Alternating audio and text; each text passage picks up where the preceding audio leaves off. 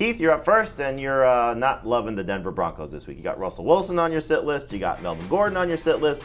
Brian Robinson, Chase Claypool, and Mike Gesicki as well. Let's start with the Denver Broncos. I'm sure they would probably like to sit Russell Wilson and Melvin Gordon themselves. We saw Nathaniel Hackett do that with Gordon in the game against the Chargers. So, Wilson, you've been holding out some hope. Yeah. But not for this week. I'm holding out some hope for the long term. I just am going to need to see it first. And I probably have him higher than anybody else this week. I think he's top 15 quarterback. But it's just, he's obviously not healthy right now. And it's the shoulder and it's the hamstring. And I think there's a possibility that he gets healthy in a month and everything's fine. You almost wish they just wouldn't play him. Gordon, you don't have any idea if he's going to play 3 snaps or what's going to happen. You know he's 1 fumble away from just being banished forever. I still think there's a possibility that Latavius Murray is just better in this game. He's a deep, deep flex, I guess ahead of the Ravens guys if all 3 of them are active, but in the 40 range. So you're starting Murray, Gordon, Mike Boone, if you had to pick one. Gordon and full PPR. It's Gordon.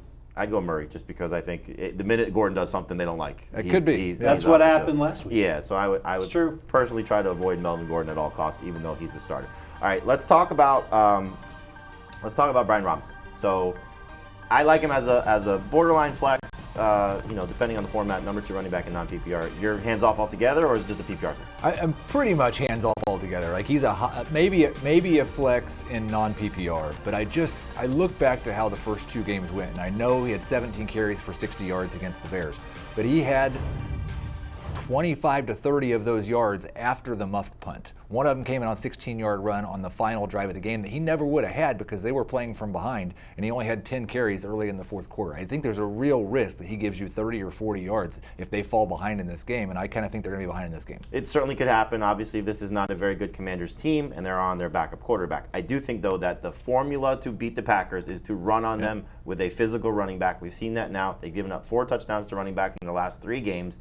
And this run defense throughout the Matt LaFleur era has been absolutely atrocious. No matter who they bring in, it doesn't fix the problem. And this, I think, is what the Commanders are trying to do, is to lean on Brian Robinson. So I kind of like him if they stay in the game. Obviously, if he scores, he's going to be fine. He's not going to catch passes, so PPR a little bit more risky. But I don't mind Brian Robinson as at least a flex play this week in any format, number 2 running back in non-PPR. All right, Dave, let's take a look at your sits for this week. You got Jared Goff, Clyde Edwards-Helaire, Kareem Hunt, Christian Kirk, and Drake London. Talk about Clyde Edwards-Helaire once again, not scoring last week. If he doesn't score, he's what?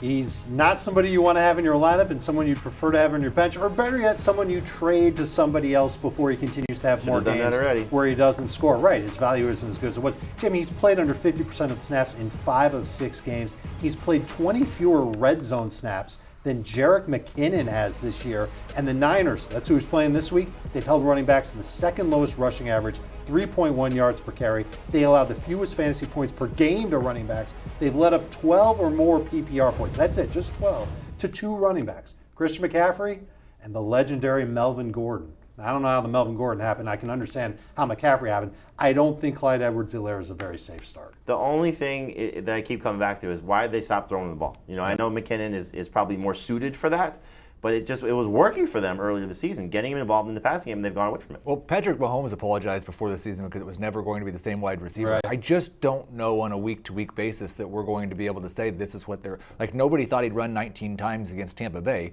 The next week, coming off a 1-catch game, he has 4 targets.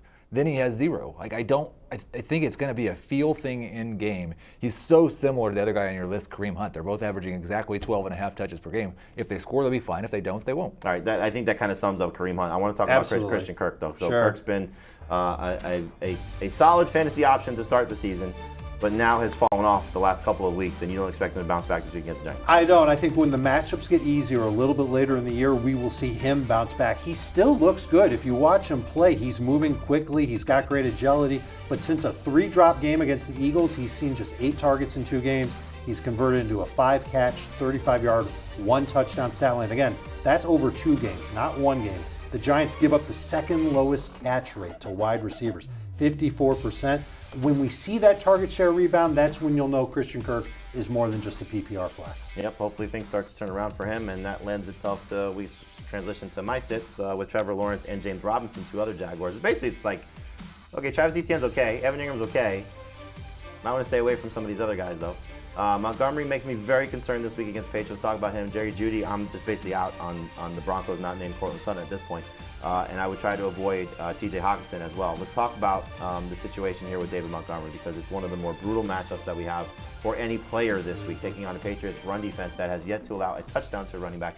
The only team and players that have had success running on the Patriots so far was the Packers in an overtime win where you saw both Aaron Jones and A.J. Dillon have success. Last week they shut down both Nick Chubb and Kareem Hunt.